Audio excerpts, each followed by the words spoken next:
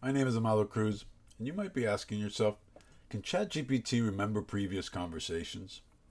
Early last year in February of 24, OpenAI started testing a new feature called Memory, which allows ChatGPT to remember your past chats in order to make future conversations more personalized, helpful, and tailored to your preferences. As of September 24, Memory is now available for free, no additional cost, for all ChatGPT Free, Plus, and Pro, as well as Team and Enterprise users.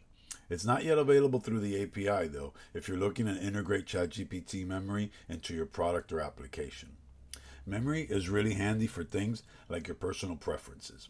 For example, maybe you're a vegetarian and you want ChatGPT to remember that every time you ask for a recipe or meal plan. Or maybe you're using ChatGPT for content creation like I do, and I want ChatGPT to remember my writing style based on analyzing previous posts.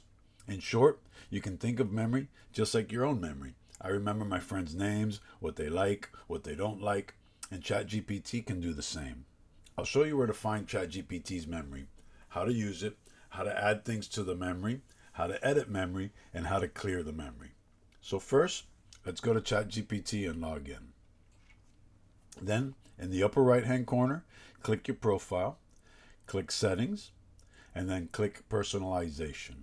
And here, you want to make sure memory's toggled on.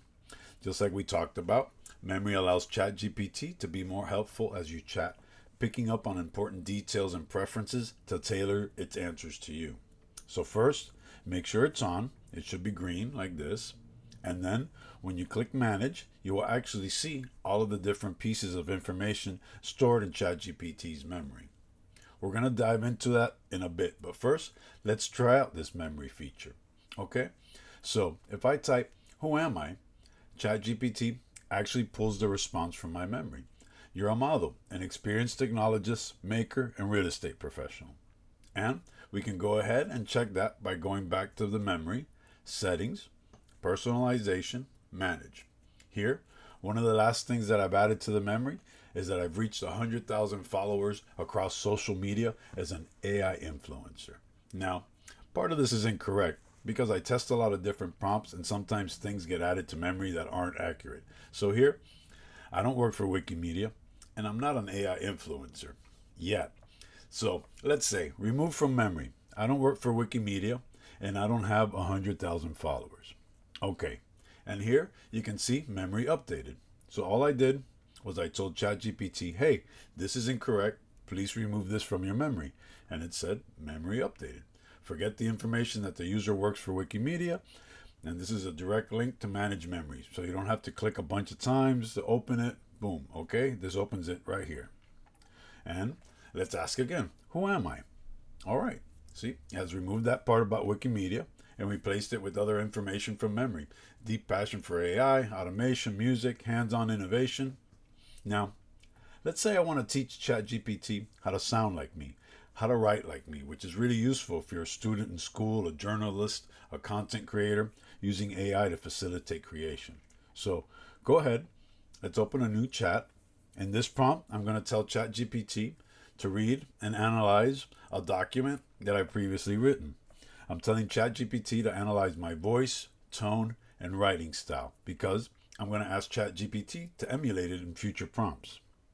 And I highly recommend following along, so feel free to replace these links or this document with your own blog post or other documents you might have and paste it, something you previously written. So now you can see ChatGPT has searched this document, ChatGPT for Beginners, Part 1, and it summarized my writing style. Conversational, accessible tone, writing structure broken into clear section, voice is friendly and supportive, aiming to empower beginners to use ChatGPT confidently.